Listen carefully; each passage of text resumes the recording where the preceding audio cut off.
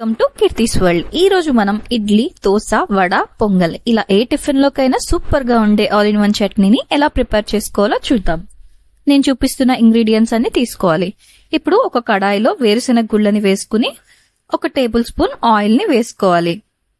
ఇవి ఒక 1 మినిట్ పాటు వేగిపోయాక 4 to 5 మిర్చిని వేసుకుని ఒక 1 మినిట్ పాటు వీటిని కూడా బాగా వేయించుకోవాలి.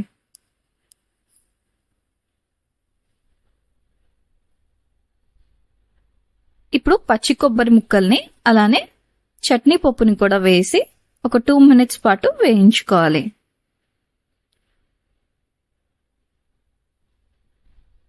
ఇవన్నీ వేగిపోయాక ఒక మిక్సీ జార్లోకి తీసుకోవాలి.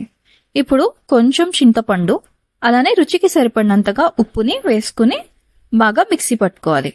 ఇప్పుడు తాలింపు వేసుకుందాం. తాలింపు గింజల్ని అలాగే కరివేపాకుని వేసుకుని చట్నీలోకి తాలింపుని వేసేసుకుందాం.